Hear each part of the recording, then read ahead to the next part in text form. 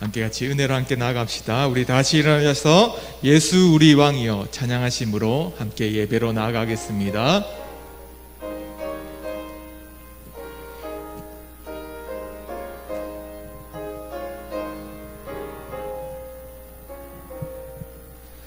예수 우리 왕이여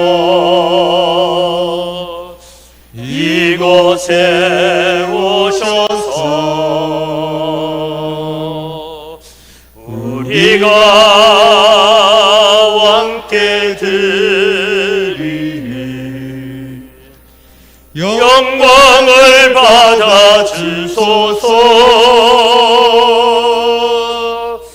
우리는 주님의 백성, 주님은 우리 왕이라. 왕이신 예수님 오셔서 좌정하사 다스리소서. 예수 우리 주시여 이곳에 오셔서 우리가 주께 드리는 찬양을 받아 주소서. 우리는 주님의 종들, 주님은 우리 주시라.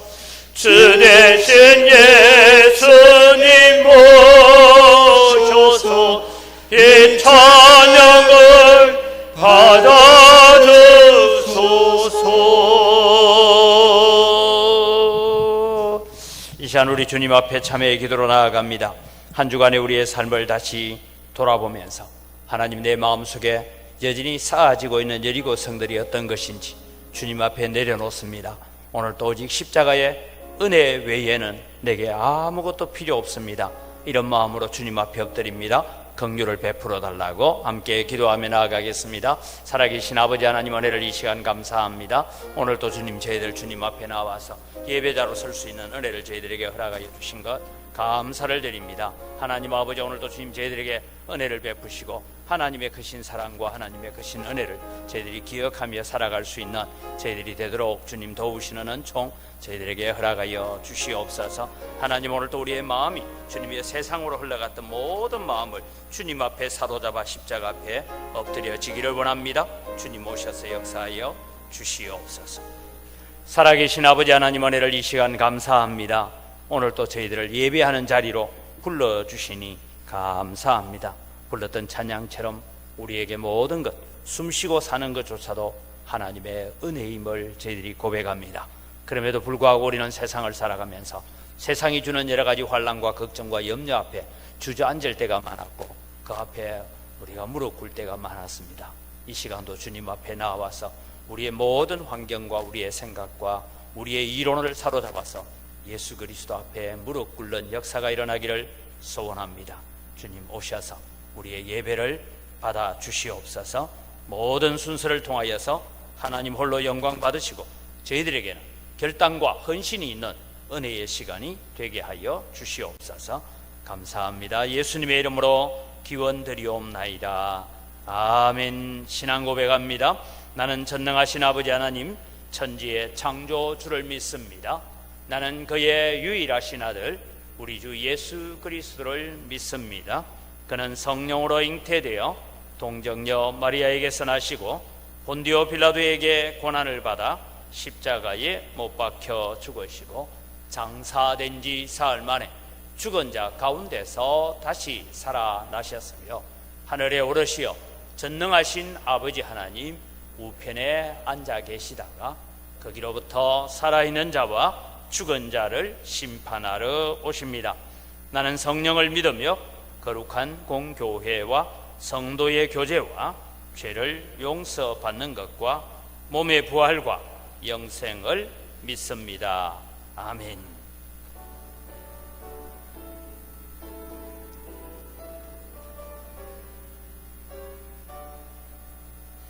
하늘에 가득 찬 영광의 하나님, 온 땅에 충만한 존귀하신 하나님, 생명과 빛으로 지혜와 권능으로 언제나 우리를 지키시는 하나님, 성부와 성자와 성령 삼위의 하나님, 우리 예배를 받아주세옵소서.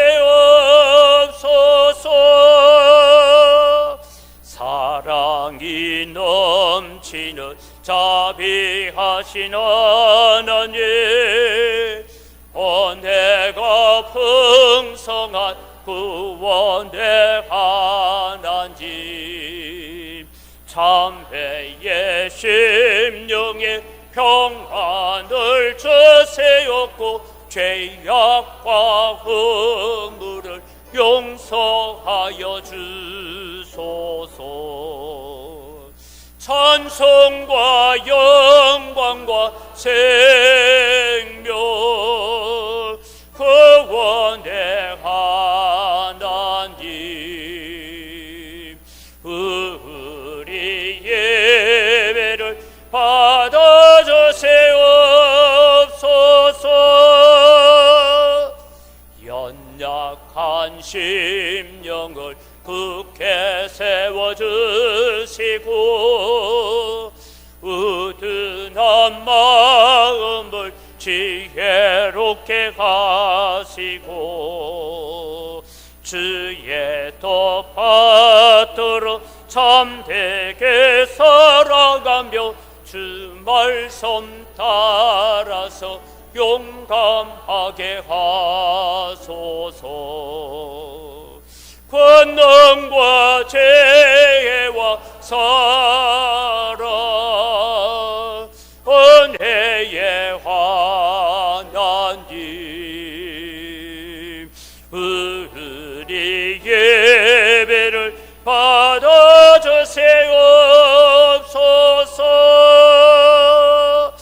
주 앞에 나올 때 우리 마음 기쁘고 그 말씀 힘내어 새 희망이 솟는다. 고난도 슬픔도 이기게 하시옵고 영원에 예대여 살아가게 하소서. 우리의 자랑과 기쁨 생명의 하나님, 우리 예배를 받아주세옵소서.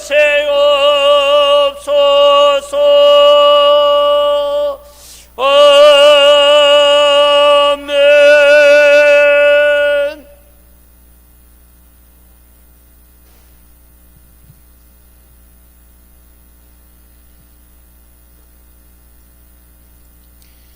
하나님, 우리가 드리는 예배와 찬양을 받으소서.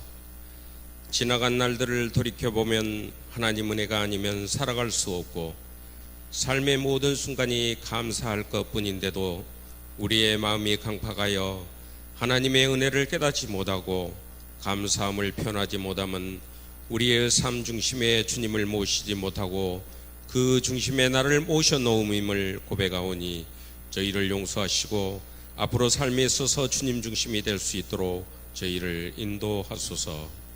말씀 중에 너희 안에 이 마음을 품으라 곧 그리스도 예수의 마음이니 그는 근본 하나님의 본체시나 하나님과 동등됨을 취할 것으로 여기셨고 자기를 낮추시고 죽기까지 복종하셨으니 곧 십자가의 죽으심이요 이로 인하여 우리는 주님을 믿고 하나님의 흠없는 자녀로 살라는 명을 받았음에도 우리는 우리의 멋대로 살아가고 있으니 주여 우리 믿는 자들이 지혜와 총명을 가지고 주의 신실한 일꾼으로 살아갈 수 있도록 저희를 붙드시고 인도하소서.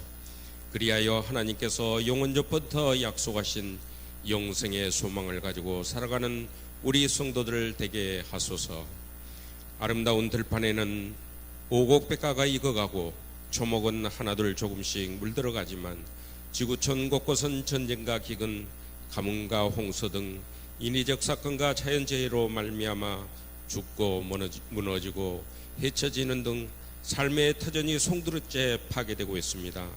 하나님, 우리 인류를 불쌍히 여기시사 개념 없는 지도자들에게는 하나님의 징벌을 내리시어 인류가 전쟁 없이 평화롭게 살아갈 수 있도록 이끄시고 우리 인간들은 단 하나밖에 없는 지구를 아끼고 사랑하는 마음으로 제로 웨이스트 환경운동에 적극 동참하여 우리 인간들로 인한 자연 재앙이 발생하지 않도록 인도하소서. 우리 국가 현실이 너무 암울합니다. 여야를 떠나 진정 나라와 국민을 생각하는 정치인은 찾을 수 없고 동수권자는 포용과 배려는 없이 아집으로 일관하고 외교활동 또한 실수를 남발함으로 국민들이 불안에 떨어야 하는 작금의 현실로 인하여 탄핵을 위한 대규모 집회를 알리고 있는 실정입니다. 하나님, 이러한 현실을 타파할 수 있도록 모든 정치 지도자들이 스스로를 돌이켜볼 수 있도록 인도하시고 모든 백성은 하나님의 흠없는 자녀로 삼아 나라가 안정되고 국민들이 활기차게 살아갈 수 있는 기회를 허락하소서. 누문동 재개발도 주관하시어 교회와 주민이 원하는 방향으로 개발되게 하심으로 교회나 주민들의 원성을 사지 않게 하옵소서. 우리 은강교회가 역사와 전통이 있는 교회로서 이 지역의 방주 역할을 할 수 있도록 질적 양적으로 성장하게 하시고 특히 주일학교와 청장년이 주를 이루는 교회로 성장해 나아가도록 보혜사 성령님을 보내어 인도하소서. 교우들의 실상을 저희가 세세히 알 수는 없으나 가정적, 경제적, 건강 문제 등 다양한 일들로 인하여 기도할 때 그 기도에 응답하심으로 우리 성도들의 생활이 바뀌고 건강이 회복되게 하심으로 은혜의 입음과 감사함의 모든 행실에 거룩한 성도들로 거듭나게 하옵소서. 단위에 세우신 목사님 붙들어 주시고 하나님 말씀 설파하실 때 성령님께서 함께 하심으로 모든 성도들이 변화되어지는 역사가 일어나게 하옵소서. 샬롬 찬양대의 찬양을 받으시고 성도들과 함께한 찬양으로 인해 하나님의 풍성한 은혜가 이 땅과 은강교회에 임함으로 사랑과 감사가 넘쳐나는 교회 되기를 원하오며 나를 죄에서 구원하신 예수님 이름으로 기도합니다. 아멘.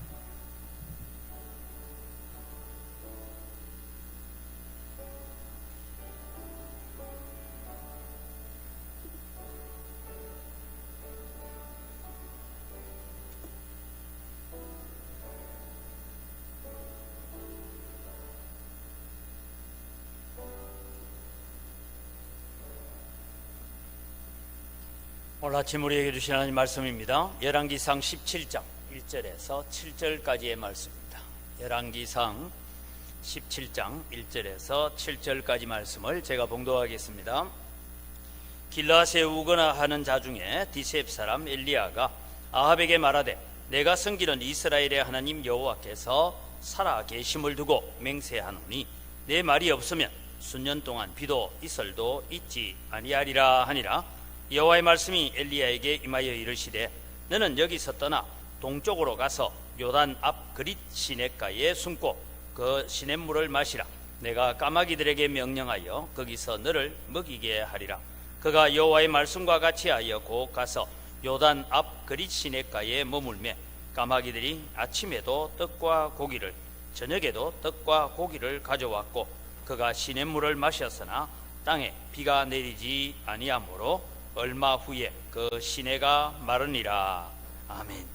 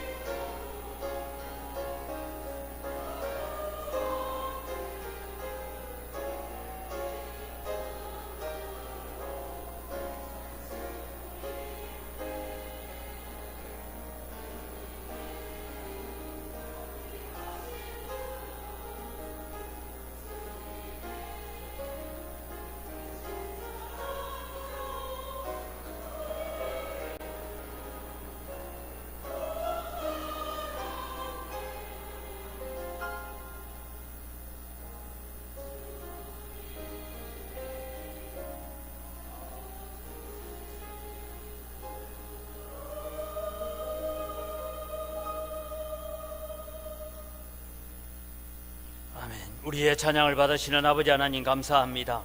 주님께서 우리를 불쌍히 여겨주시고 긍휼히 여겨주심으로 우리는 구원을 받았고 이 자리에 있게 된 것을 감사를 드립니다. 하나님, 우리가 늘 주님 안에서 믿음으로 감사함으로 또 구원의 기쁨을 가지고 살아갈 수 있는 하나님의 거룩한 백성들 되어질 수 있도록 은혜를 더하여 주시옵소서. 이 시간도 저희들이 또 하나님의 말씀을 배우려고 합니다. 우리 가운데 은혜를 더하여 주시고 이 말씀을 통하여서 오늘 또 우리가 세상을 살아갈 때에 하나님과 동행하는 자의 삶을 살 수 있도록 은혜 베풀어 주시옵소서. 감사합니다. 예수님 이름으로 기도드립니다. 아멘. 벌써 천국 가신 지 오래됐습니다만 별세 목회라는 목회를 하셨던 이중표 목사님이 이 다니엘의 삶을 두고 이런 얘기를 한 것이 있습니다. 하나님은 여백의 하나님이다.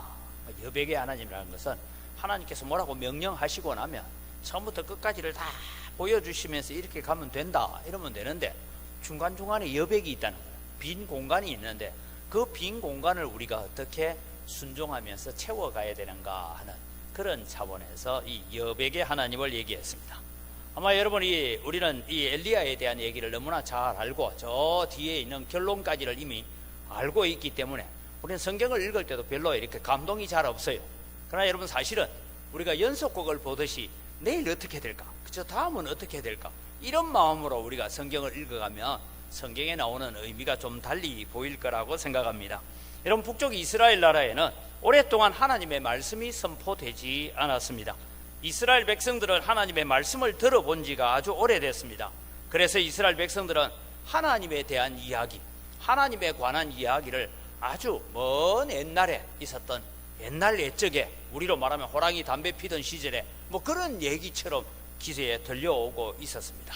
그래서 하나님에 대한 이야기를 그들은 아주 전설의 고향처럼 듣고 있는 그 사람들입니다. 이스라엘 백성들은 가나안 땅에 살아가면서 농사의 신이라고 부르는 가나안 땅의 신, 즉 바알과 아세라를 잘 섬기면 농사가 풍년이 되어지고 농사가 잘 된다라는 그런 마음으로 그들은 더 많은 소출을 얻기 위해서 바알과 아세라 신을 섬기고 있었습니다. 애굽에서 구원해내신 하나님에 대한 이야기는 아주 까마득한 옛날 이야기가 되고 말았습니다. 그래서 하나님께서 이제 엘리야를 보내셔서 이스라엘 백성들을 바알 숭배에서 돌아서게 하고 바알 숭배하는 일에서 하나님을 바르게 예배하는 자리로 돌이키기를 원하셨습니다. 그래서 엘리야가 이 아합 왕에게 가서 외친 첫 번째 말이 뭡니까? 내가 섬기는 나의 하나님 여호와의 살아계심을 두고 맹세하노니. 좀 뭐 길긴 하지만 여러분, 이 엘리야가 지금 외치는 것은 아합 왕이여, 당신은 하나님의 옛날 하나님이고 옛날의 전설 속에 있는 하나님처럼 여깁니까? 그 하나님은 지금도 살아계시는 하나님입니다. 700년 전에 우리의 조상들을 애굽에서 이끌어내신 하나님은 지금도 여기서 역사하고 계시는 하나님, 살아계신 하나님입니다. 그렇게 외치고 있는 것이죠.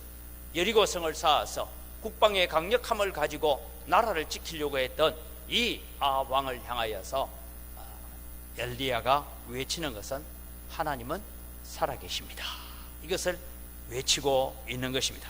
여러분, 오늘도 우리는 살아가면서 세상을 향하여서 우리가 외칠 수 있는 외침이 내가 섬기는 여호와 하나님은 살아계십니다라고 외칠 수 있는 여러분 되기를 바랍니다. 그래야 세상이 오늘 교회들을 향하여서 저 교회는 하나님이 살아계신 교회다, 그렇게 인정되어야 되고 그런 성도가 되어야 되는 것입니다. 그래서 여러분, 우리는 우리의 삶을 통해서 하나님이 살아계신다라는 것을 보여주어야 합니다. 그런데 여러분, 이제 이 엘리야가 가서 가뭄을 선포합니다. 내 말이 있기까지는 앞으로 이 땅에 수년 동안 비도 이슬도 내리지 않을 것입니다. 우리는 그것이 3년 6개월이나 되는 긴 세월이 걸렸다라는 것을 잘 알 수가 있습니다. 우리가 한때 여러분 저 중부지방에는 비가 너무 많이 와서 그런데 우리 호남 쪽은 비가 너무 안 와서 지금도 여러분 나가보면 저수지나 이런 데다가 거의 뭐 3분의 1 정도만 물이 남아있는 이런 일들을 우리가 보게 되지 않습니까? 그런데 여러분, 하나님께서 이 엘리야의 마음은 어떠냐?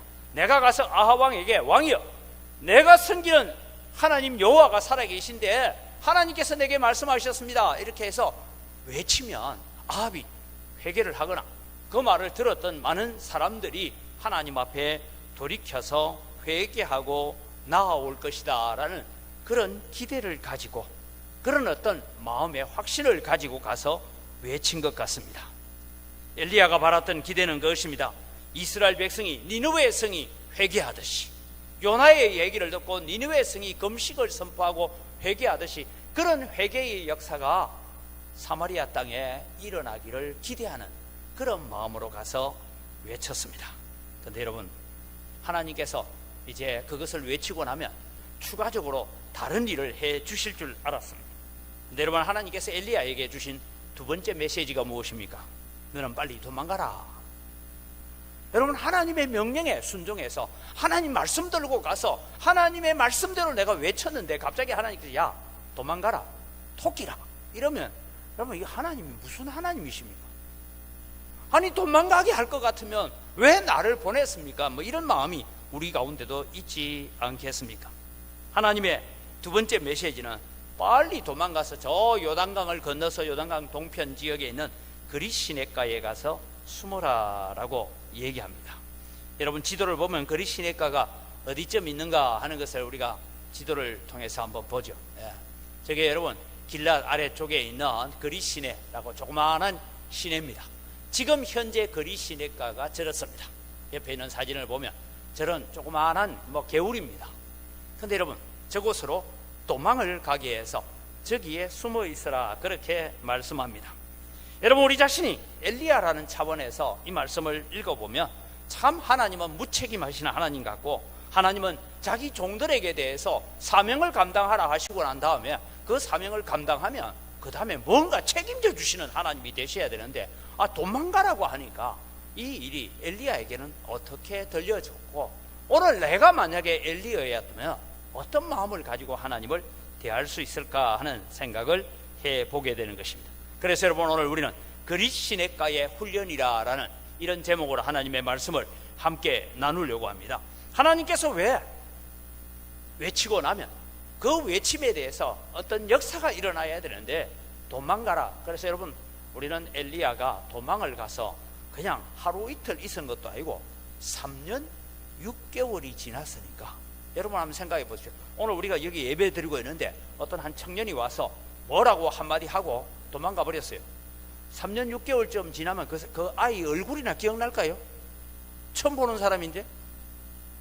그런데 여러분, 중요한 것은 이스라엘 나라 땅에 3년 6개월 동안 비도 이슬도 내리지 않아서 점점 말라갑니다. 하물며 엘리야가 머물고 있는 아까 봤던 사진에 저 그리 시냇가도 말라갑니다. 오늘 성경은 그리 시내도 말랐다라고 말합니다. 여러분, 시내가 마르면 어떻게 하죠? 시내가 마르면 땅을 파면 됩니다. 그럼 땅을 파면 좀 물이 좀 나와요. 조금 샘물처럼 이제 물이 나다 그것도 마르면 더 깊이 파면 됩니다. 더 깊이 파다가 마르면 어떻게 해야 됩니까? 죽어야 됩니다. 여러분, 말이 그렇지 3년 6개월 동안 비도 이슬도 내리지 않는 거기에서 그리 시냇가에서 계속 있으면 죽어야 돼요. 그런데 하나님께서 그렇게 인도해 가신다는 것입니다. 그럼 여러분, 오늘 우리가 이 그리 시냇가의 훈련을 통해서 하나님께서 오늘 세상을 살아가고 있는 우리, 지금 세상은 하나님의 말씀을 부인하고 하나님의 존재를 부인하고 하나님의 말씀을 의도적으로 무시하려고 하는 시대를 우리는 살아가고 있습니다. 그것이 여러분, 교회 밖에서 동성애 하는 사람들, 이런 사람들이 하나님의 말씀을 무시하고 사는 건 괜찮아요. 하물며 교회 안에서조차도 하나님의 말씀이 말씀대로 선포되어지는 것을 싫어하고 어떻게 하든 우리 귀에 듣기에 좋은 얘기만 좀 하십시오. 내가 일주일 동안 세상에서 피곤하고 힘들어 있다가 왔는데 오늘 또 교회 가니 목사님 회개해라 하고 막 짜증이나 내사고 이러는데 이거 교회 가고 싶은 마음도 없네, 이런 마음이 우리가 들 때도 있지 않습니까? 그런데 여러분, 하나님께서 이 그리 시냇가의 훈련을 통해서 이 엘리야에게 교훈하고 가르치는 게 있습니다. 첫 번째는 피난처를 주심으로 보호하시는 하나님이시다 라는 것입니다. 하나님을 의지하고 담대하게 하나님의 명령을 순종하여 말씀을 선포한 엘리야에게 아합의 위협이 다가옵니다. 아합이 군사들을 동원하여서 엘리야 잡아라. 그래서 여러분, 뒤에 가서 읽어보면 하물며 자기 나라 안에만 엘리야를 찾은 것이 아니라 이웃 나라에까지도, 여러분 소위 말해서 초상화를 하나 그려가지고 야 이런 놈 이 나라에 온 적이 있어요 없어요 하고 동네에 다니면서 이놈을 잡기만 하면 상급을 내리겠다 그러면서 하물며 저 시돈이라는 나라까지도 이런 사람들을 파송했던 흔적들을 우리가 알 수가 있습니다. 그는 그가 가지고 있는 모든 권력을 다 동원하여서 엘리야를 잡아 죽이려고 합니다. 하나님께서 그런 아합과 담대히 맞서서 싸우라, 저는 그럴 줄 알았어요. 제가 만약에 엘리야였습니다. 내가 섬기는 여호와 하나님의 살아계심을 두고 내가 맹세합니다, 이 정도 좀 외치면 하나님께서 저 군대 겁내지 마. 저 뒤에 여러분 우리는 열왕기 하 1장에 나오듯이 50명의 군사들이 50부장원이 하늘에서 불이 내려서 확 태워 죽여버리고 이렇게 처음부터 그렇게 해주시면 얼마나 좋았을까. 근데 왜 하나님은 도망을 가라고 하십니까? 여러분, 우리는 살아가면서 우리의 신앙을 한 번 더 점검해 봅시다. 우리는 이런 일을 당하게 되면 우리는 때로는 믿음이 흔들리거나 낙심하기 쉽습니다. 여러분, 믿음의 첫걸음을 내디디면 좋은 일이 있을 줄 알고 예수 믿으라 복 받는다 라고 해서 예수 믿기로 작정했는데 여러분 믿자마자 복을 받았어요? 믿자마자 복을 받은 사람들이 있는가 하면 어떤 분은 예수를 믿기로 작정하고 난 뒤로부터 가족들로 핍박을 받고 친구들로부터 핍박을 받고 그래서 고난을 당한 사람들도 참 많이 있을 것입니다. 그럴 때 여러분 우리의 마음이 어떻게 됩니까? 시련이 다가오고 환난이 다가오면 우리는 그것을 기억해야 됩니다. 마태복음 13장 20절 21절을 우리가 같이 한번 읽어볼까요? 씨가 돌밭에 뿌려졌다는 것은 말씀을 듣고 즉시 기쁨으로 받되, 여러분 처음 예수를 믿을 때 즉시 기쁨으로 받았어요. 이제 그 다음 일이 일어납니다. 그 속에 뿌리가 없어 잠시 견디다가 말씀으로 말미암아 환난이나 박해가 일어날 때에는 곧 넘어지는 자요라고 했습니다. 씨가 돌밭에 뿌려지면 그렇게 된다라는 것입니다.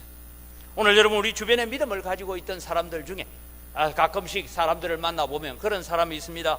천녀 때는 내가 주일학교 교사도 했고요, 찬양대도 했고 뭐 그렇게 얘기하다가 내가 불신결혼을 해서 시댁이 하도 불교를 믿고 이래서 내가 제사 차려주고 뭐 하고 하다 보니까 지금은 내가 신앙도 포기하고 교회 못 나가고 있습니다. 이런 사람들 여러분 주변에 많죠?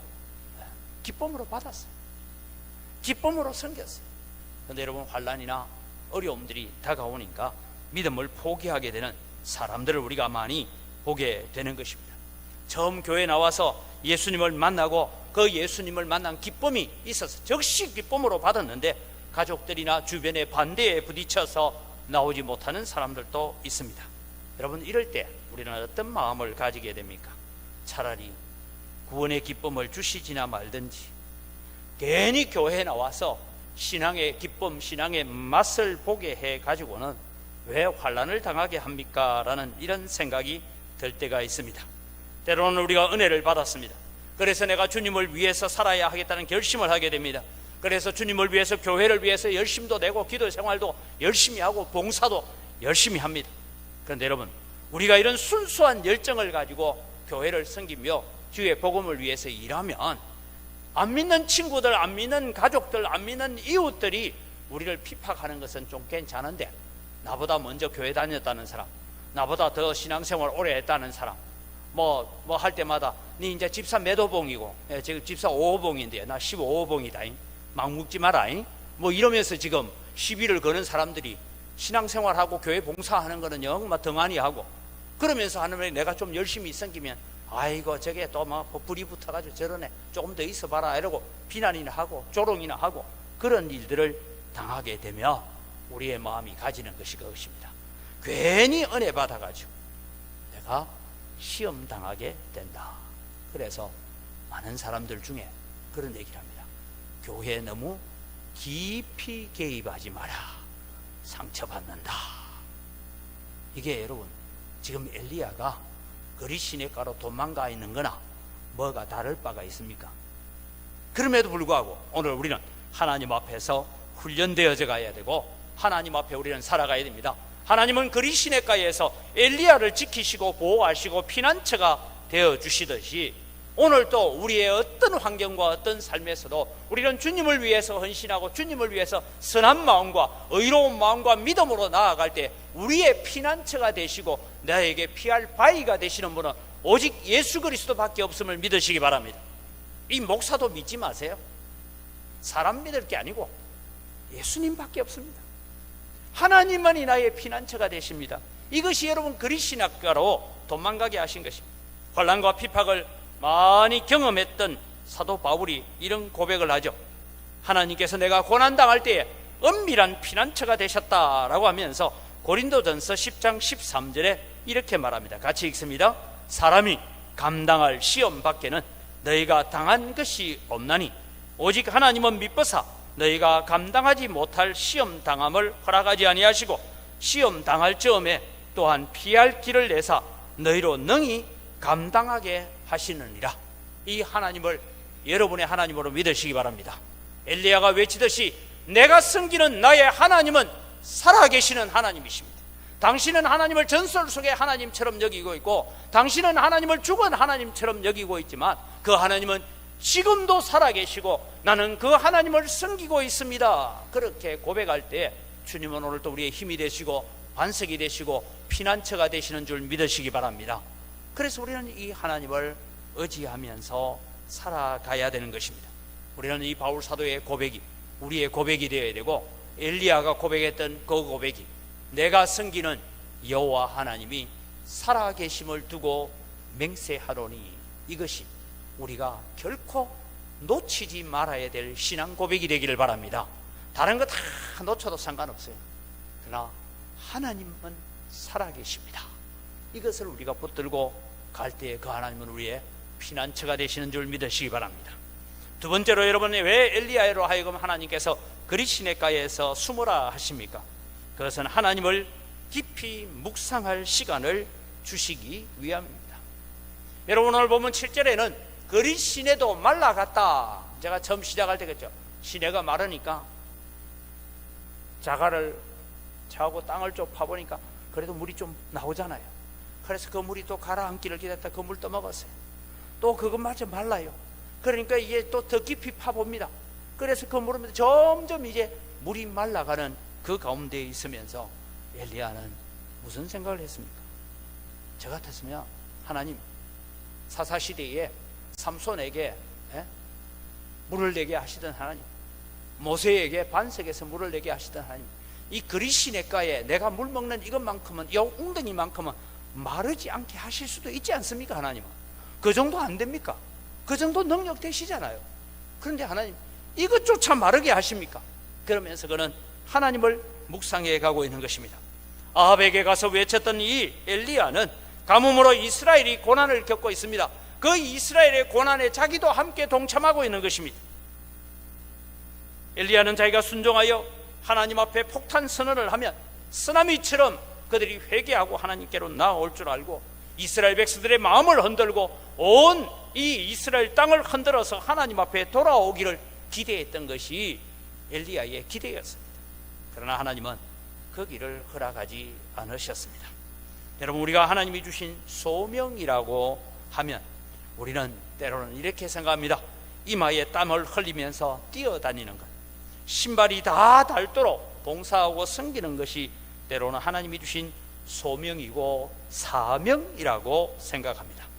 그러나 여러분, 엘리야는 이 말씀을 선포하고 난 뒤에 자그마치 3년 6개월 동안이나 숨어 살아야 했습니다. 엘리야는 가뭄의 재앙을 한번 선포한 뒤에 하는 일 없이 3년 6개월을 놀고 먹어야 했습니다. 아합 왕의 군사들이 엘리야를 찾으러 다닙니다. 온 나라를 수색합니다. 혹은 내가 잡히지는 않을까 하는 그런 걱정도 있습니다. 하나님의 소명에 충실했던 엘리야가 왜 무의도식하면서 허송세월을 보내는 것처럼 그렇게 보내어야 합니까? 하나님이 3년 동안 이 엘리야를 훈련시켜 가시는 것을 우리가 계속해서 살펴보려고 합니다. 그래서 여러분, 성경을 집에서 일주일에 한 번씩은 17장, 18장, 19장, 20장, 21장, 22장 열왕기 하로 넘어가서 1장, 2장까지 꼭 일주일에 한 번씩 읽으십시오. 그래야 제가 설교하는 것을 쉽게 따라올 수가 있습니다. 첫 번째는 이 하나님께서 하나님을 깊이 묵상하는데 어떤 것을 묵상하게 하느냐 하면 하나님의 능력을 다시 묵상할 수 있는 시간을 주십니다라는 것입니다. 하나님께서 엘리야에게 그리 시냇가에서 신선 노름이나 하라고 그렇게 만드신 것은 아닙니다. 사역의 현장에서 엘리야를 철수시킵니다. 뭐 사역을 많이 한 것도 아닙니다. 하루 가서 한나절 가서 한 번 외치고 난 뒤에 도망을 왔습니다. 그리고 그곳에서 가뭄을 선포하실 수밖에 없는 하나님의 마음을 생각합니다. 하나님, 왜 이 이스라엘에 이런 가뭄이라는 재난을 허락하셔야 됩니까? 자기가 선포하기는 했지만 자기가 선포한 그 선포 때문에 자기가 마셔야 될 그리 시냇가의 물도 말라가고 있는 것을 알아봅니다. 그래서 여러분, 그 말라가는 그리 시냇가의 주변에 땅을 파고 있는 엘리야의 마음을 여러분 한번 생각해 보십시오. 도대체 하나님 뭐 하시는 하나님이십니까? 하나님 도대체 내가 뭘 해야 됩니까? 그런데 하나님은 그 이후의 얘기는 아직 말씀하시지 않았어요. 그 이후의 얘기는 여백으로 지금 남겨놓고 있어요.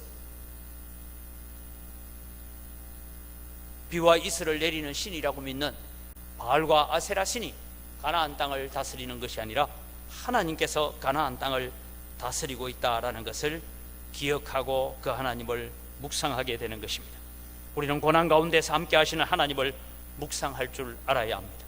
고난을 통하여 나에게 다가오시는 하나님을 우리는 묵상해야 됩니다. 고난이 없는 인생은 성숙한 신앙으로 잘 자라가기가 힘이 듭니다. 그래서 시편 119편 71절을 보면 고난당한 것이 내게 유익이라 이로 인하여 내가 주의 규례와 율례를 배우게 되었나이다 라고 고백하죠. 사랑하는 성도 여러분, 우리는 신앙생활 하는 가운데 두 가지의 고난을 당할 수가 있습니다. 우리는 우리의 유혹과 욕심에 따라서 당하는 시험이 있고, 또 하나는 우리의 믿음을 더 굳건하게 하고 믿음을 단련하기 위해서 우리에게 다가오는 시련이 있습니다. 그러나 그것이 시험이든 시련이든 우리는 그것을 가지고 주님께 더 가까이 나아가는 기회를 삼으시기 바랍니다. 하나님께서 왜 내게 이런 시험과 이런 시련을 주시는지를 묵상하면서 주님이 오늘 또 이 시련과 시험을 통하여서 나를 어떻게 이끌어 가시기를 원하십니까? 하나님 앞에 물으면서 오늘 또 우리의 믿음의 성숙을 향하여 걸어가야 되는 것입니다. 사랑하는 성도 여러분, 하나님께 가까이 가기 위한 일이라면 징계까지도 우리는 감사할 줄 알아야 됩니다. 하나님과 가까워지는 방법이라면 고난까지도 우리는 감사할 줄 알아야 된다. 이것이 그리 시냇가에서 땅을 파고 있는 엘리야를 통하여 우리에게 가르쳐주는 교훈입니다. 고난조차도 하나님께 감사하는 믿음을 소유하게 될 때에 하나님께서 우리의 인생을 책임져 가시는, 그래서 제가 늘 예배에 성공하자, 감사로 예배하자, 감사로 예배하는 자에게 하나님께서 우리의 인생을 책임져 주신다라고 말씀을 드렸습니다. 두 번째는 이 가뭄의 메시지가 실현되도록 기도하는 훈련을 시키기 위해서입니다. 엘리야의 사역 중에 여러분 가장 두드러진 것은 기도 생활입니다. 엘리야가 한마디의 말씀을 선포하고 3년 6개월이 지나도록 그가 했던 일이 뭐냐 하고 야고보서를 보니까 이렇게 기록했습니다. 야고보서 5장 16절에서 17절 말씀입니다. 같이 읽어갑니다. 엘리야는 우리와 성정이 같은 사람이로되 그가 비가 오지 않기를 간절히 기도한 적 3년 6개월 동안 땅에 비가 오지 아니하고 다시 기도하니 하늘이 비를 주고 땅이 열매를 맺었느니라. 여러분, 그리 시냇가 말라가고 내가 판 웅덩이에 그 이제 우물도 말라가는 그 일을 바라보면서 엘리야는 하나님 앞에 기도하고 있습니다. 하나님, 제가 하나님의 이름을 가지고 하나님의 말씀을 가지고 내가 선포했습니다. 이 땅에 이슬 내리면 안 됩니다. 이 땅에 비가 오면 안 됩니다. 하나님의 말씀이 그대로 성취되어야 합니다 라고 3년 6개월을 기도했답니다. 여러분, 오늘 특별히 그가 비가 오지 않기를 간절히 기도했다. 여러분, 비가 안 오도록 내가 선포한, 하나님의 명령 따라 선포한 이 일이 성취되어지도록 간절히 기도했다. 어떻게 보면 참 매국노 같고 어떻게 보면 이게 재앙을 불러오는 사람처럼 보이지 않습니까? 그러나 하나님의 말씀이 성취되어야 되기 때문에 하나님 앞에 간절히 기도했다라고 합니다. 여러분, 우리는 다니엘이란 위대한 지도자를 합니다. 다니엘이 어느 날 여러분 포로들 가운데서 온 편지를 하나 바라봅니다. 저 예루살렘에 살고 있다는 예레미야라는 선지자가 편지를 하나 보내왔대요. 그 편지에 뭐라고 되어 있느냐? 너희들의 포로 생활이 70년이 끝날 것이니까 너희들이 그 땅에 70년이 차면 포로에서 돌아오게 될 것이다. 그래서 여러분, 엘리야가 계산을 해봅니다. 내가 포로로 잡혀온 지가 이제 69년째가 되구나. 그래서 여러분, 엘리야는 하나님 앞에 금식하며 기도합니다. 엘리야의 몸이 이미 80이 넘었지만 그는 금식하면서 하나님의 말씀이 이루어지도록 70년의 포로 기간이 끝났습니다. 이제 이들을 다시 예루살렘으로 돌이켜 주옵소서라고 그렇게 하나님의 말씀이 성취되기를 위해서 기도했던 것입니다. 하나님의 아들 예수 그리스도를 믿는 우리에게 영원한 생명과 풍성한 삶과 이 땅에 살아가는 동안에 땅에 손대는 물산마다 복을 주시겠다고 하나님께서 신명기에 이미 기록하고 계십니다. 그러면 여러분, 우리는 그 복은 가만히 앉아 있으면 받는 복이 아닙니다. 그 복을 우리가 받도록 기도해야 되고, 그 복을 받기 위해서 애써야 되고 노력해야 되고 그렇게 해야 되는 것입니다. 그래서 마태복음 7장 7절에서 8절은 우리가 너무나 잘 아는 말씀입니다. 구하라, 그리하면 너희에게 주실 것이요, 찾으라, 그리하면 찾아낼 것이요, 문을 두드리라, 그리하면 너희에게 열릴 것이니 구하는 이마다 받을 것이요, 찾는 이는 찾아낼 것이요, 두드리는 이에게는 열릴 것이니라. 사랑하는 성도 여러분, 오늘 우리의 그리 시냇가는 어디에 있습니까? 지난주에는 우리가 쌓고 있는 여리고성은 무엇입니까? 라고 했다면, 오늘 내가 하나님 앞에 하나님을 묵상하고 하나님께 기도하고 하나님을 바라봐야 될 그리 시냇가는 어디입니까? 이것이 여러분, 오늘 우리가 주제로 삼아야 됩니다. 하나님을 깊이 알고 기도로 하나님과 깊은 교제를 나누는 그런 복된 자리에 들어가는 여러분들이 되시기를 바랍니다. 그러면서 하나님께서 훈련시키시는데, 하나님의 능력을 묵상하는 시간을 통하여 세 번째 주신 것은 전능하신 하나님만 의지하며 기다리는 삶을 살아가야 했습니다. 하나님은 그리 시냇가로 엘리야를 인도하셨습니다. 아침에는 까마귀가 떡과 고기를 물어다 줍니다. 저녁에도 까마귀가 떡과 고기를 물어다 줍니다. 이걸 가지고 여러분, 저 신천지는 또 말을 만들기를 까마귀가 어디서 떡 가져왔겠냐, 저 이방 사람들이 섬기는 제단에서 떡 물고 왔다, 이런 식으로 거짓말을 만들어내는데, 여러분, 반석에서 물을 내시는 하나님이십니다. 그래서 매일 아침 저녁으로 까마귀를 통해서 떡과 고기를 물어다 줍니다. 여러분 잘 아시다시피 까마귀는 아주 욕심이 많은 동물입니다. 가끔씩 저도 이렇게 밖에 오면 까마귀가 먹이가 하나 있으면 그거 가지고 여러분 둘이서 싸우는 거 보면 이게 대단합니다. 여러분. 이 욕심 많은 까마귀가 떡을 물고 와서 엘리야 앞에 놔두고, 고기를 물고 와서 엘리야 앞에 놔두고, 그러고는 앉아서 뭐라 하겠어요? 깍! 깍! 빨리 드세요. 깍! 깍! 저녁에 또 갖고 올게요. 그러고 가지 않겠습니까? 그걸 보면서 우리의 하나님은 전능하신 하나님이시구나, 전능하신 하나님이시구나, 그것을 깨달아가고 알고 있는 것입니다. 하나님의 위대하심, 전능하신 하나님을 묵상하도록 하셨습니다. 우리가 절대적으로 의지해야 될 분을 누군가라고 가르쳐주고 있습니다. 하나님은 외치라 하고 난 다음에 아무런 대책 없이 그리 시냇가에 도망가서 숨어 있으라라고 말씀하셨습니다. 그러나 하나님은 순종하는 자에게 까마귀를 동원하셨으라도 하나님은 먹이시고 입히시고 인도하시는 하나님이심을 보여주셨습니다. 엘리야는 아주 단순한 삶을 살고 있습니다. 그가 하는 것은 아침에 눈 뜨면 지금 마실 물도 없기 때문에 세수까지는 생각도 못하는 것 같습니다. 감히 샤워를 한다는 건 생각도 못할 거예요. 아침에 눈 뜨면 까마귀가 가져다 준 떡과 고기를 먹고, 그리고 말라가는 그 샘물에서 물 한 모금 더 먹고, 그리고 하나님 앞에, 하나님, 이 그리 시내가 다 말라서 내가 판 이 웅덩이 샘물이 다 마르더라도 하나님은 하나님 말씀대로 하셔야 됩니다. 그래야 이스라엘이 하나님께로 돌아올 것 같습니다. 이 기도를 하나님 앞에 하면서 그의 삶을 이끌어가고 있는 것입니다. 하나님 되심을 위해서 피를 내리면 안 됩니다라고 기도하면서 그리스 시내가에서 그가 하는 것은 모든 것이 그렇게 살아가야 됩니다. 사랑하는 성도 여러분, 우리가 신앙생활하면서 때로는 참 조심해야 될 것이 있습니다. 그것이 뭐냐 하면, 우리가 세상이 이래도 참 바쁜 일도 많지만 때로는 우리가 주님을 위해서 섬긴다 하면서 우리는 마르다처럼 하나님의 말씀을 팽개쳐 놓고 때로는 섬기는 일에만 집중할 때가 있다라는 것입니다. 그럴 때마다 여러분, 우리는 내가 믿는 하나님, 내가 섬기는 하나님은 얼마나 위대하신 하나님인지를 묵상하시기 바랍니다. 엘리야는 지금 오늘 또 까마귀가 물어다 주는 그 떡과 생선을 먹으면서 하나님 앞에 기도, 정말 하나님은 위대하신 분입니다. 여러분, 엘리야가 오늘 저녁에는 안 갖다 주면 어떨까?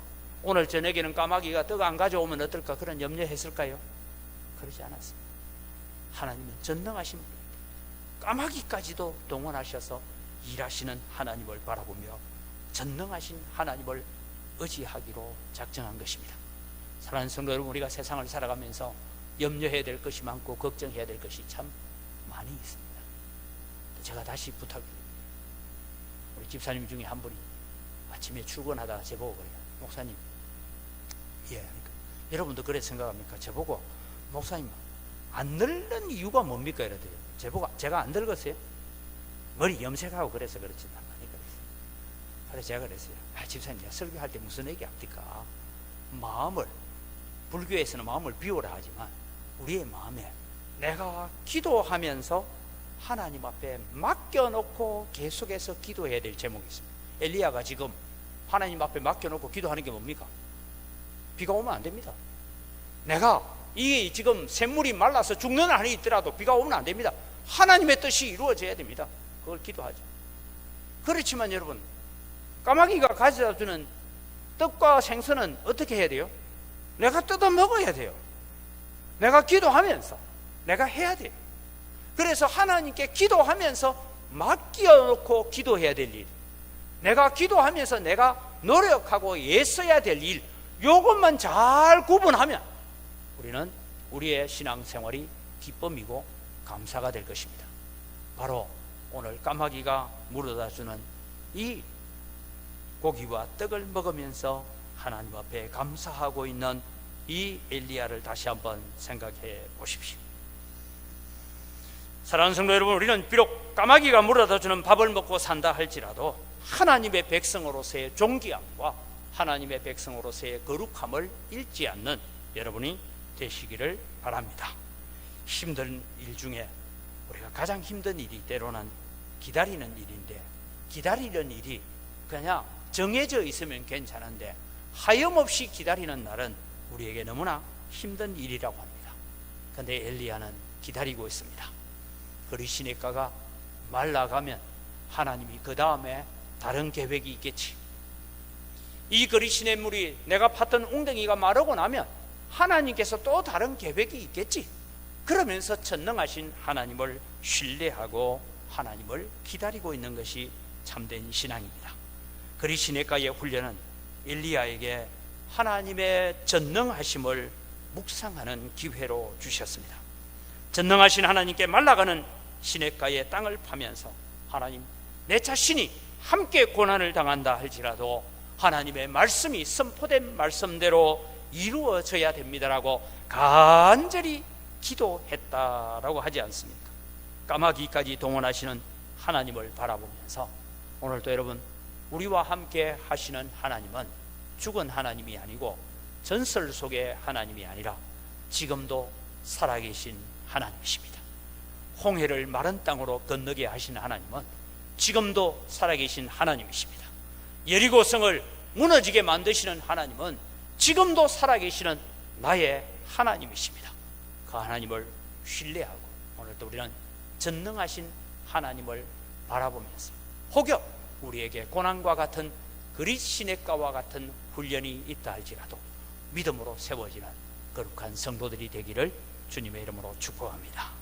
기도하겠습니다. 좋으신 아버지 하나님, 엘리야가 기대했던 애당초의 기대는 그가 가서 외치기만 하면 이스라엘이 회개를 하고 아합이 죄를 더 뒤집어 쓰고 회개할 줄 알았습니다. 하나님은 오히려 그리 시냇가로 빨리 도망가라, 거기에 숨어 있으라고. 때로는 우리의 생각으로 보면 아무런 대책 없는 하나님처럼 보이지만 그곳에서 하나님이 하시는 일을 묵상하고 그곳에서 하나님께 기도하면서 전능하신 하나님이 어떤 분인지를 알아가게 만들었던 것처럼, 하나님 오늘도 우리가 세상을 살아가면서 만나는 여러 가지 일들, 좋은 일이든 나쁜 일이든 때로는 힘든 일이든 기쁜 일이든 모든 일들을 통하여서 하나님이 역사하고 계시고 하나님이 일하고 계신 것을 우리가 고백하고 만날 수 있는, 그래서 우리는 세상을 향하여서 내가 믿는 하나님은 전능하신 하나님이고 그 하나님은 지금도 나와 함께 하시고 살아계신 하나님이십니다라고 우리는 선언하며 살아갈 수 있는 믿음의 장부로 서게 하여 주시옵소서. 감사합니다. 예수님 이름으로 기도드립니다. 아멘.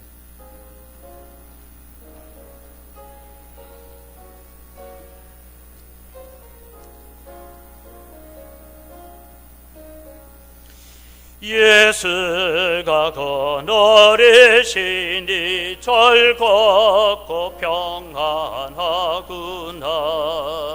주야의 자국에 넘고 예수가 거느리시네. 주 날 항상 돌보시고 날 친히 거느리시네.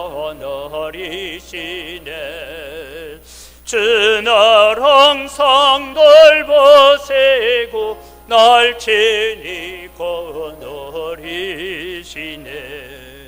때때로 괴로움 당하며 때때로 기쁨 누리네. 풍파 중에 지키시고 평안히 인도하시네. 주 날 항상 돌보시고 날 친히 거느리시네. 주 날 항상 돌보시고 날 친히 거느리시네. 내 주의 손을 붙잡고 천국에 올라가겠네.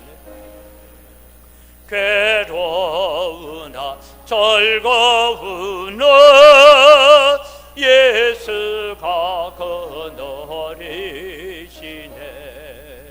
주 날 항상 돌보시고 날 친히 거느리시네. 주 날 항상 돌보시고 날 친히 거느리시네. 이 세상 이별할 때에 마귀의 권세 이긴데 천국에 가는 그 길도 예수가 거느리시네. 주 날 항상 돌보시고 날 친히 거느리시네. 주 날 항상 돌보시고 날 친히 거느리시네. 아멘.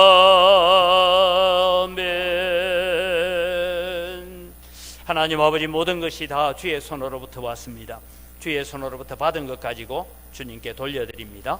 주님 향기를 험량하여 주시고 오늘도 드리는 손길들 위해 하나님께서 복을 주시옵소서.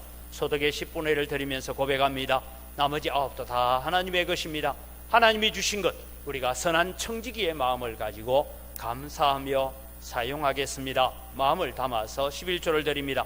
나머지 9 가지고 살아갈 때도 주님 계획 없는 지출들이 일어나지 않도록 우리 성도들의 건강과 출입과 사업의 모든 부분에 하나님께서 지키시고 보호하시고 은혜를 덧입혀 주시옵소서. 하나님을 영화롭게 합니다.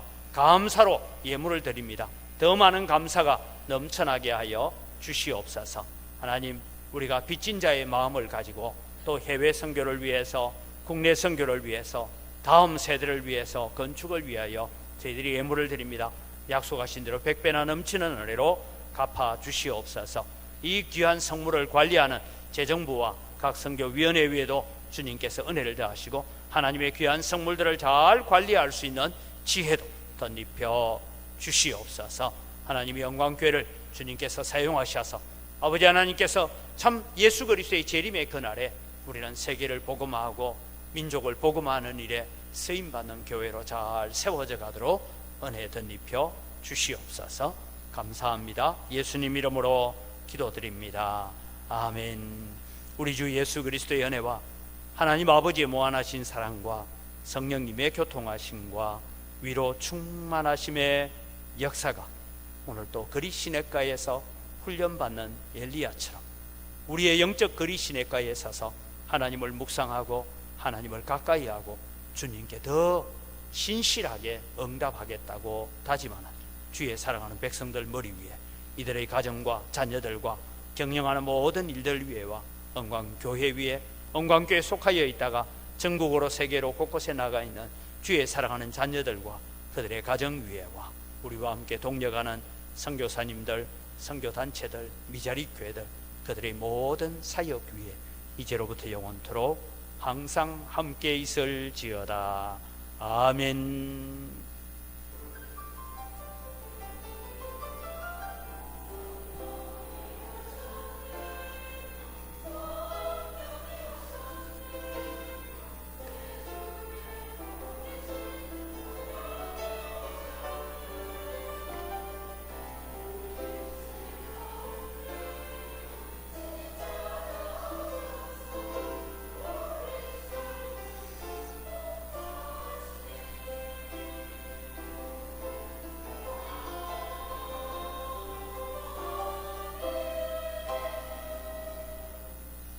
예배를 마칩니다. 우리 옆에 있는 분 인사합시다. 감사합니다. 사랑합니다. 오늘 말씀 주제를 생각하면서 한 번 더 인사합시다. 전능하신 하나님은 함께 하십니다.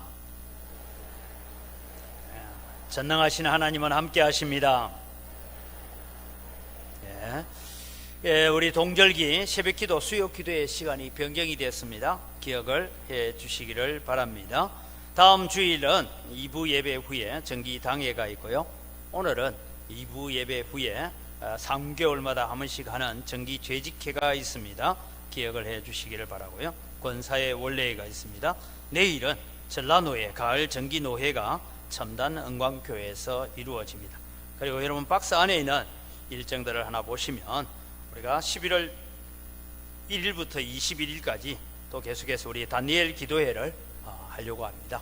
그래서 여러분 기도하시고 또 함께 하나님의 은혜를 나누고 그분들이 만났던 하나님이 나는 어떤 하나님인가, 우리가 엘리야의 하나님이 우리의 하나님이듯이 많은 간증자들의 하나님이 우리의 하나님이심을 배우게 되는 그런 기회가 되기를 바랍니다. 우리 다 같이 자리에 일어나셔서 오늘 또 그리 시냇가에서 훈련하는 엘리야처럼 우리도 하나님 앞에 서기를 원합니다 라는 마음으로 서로를 축복합니다.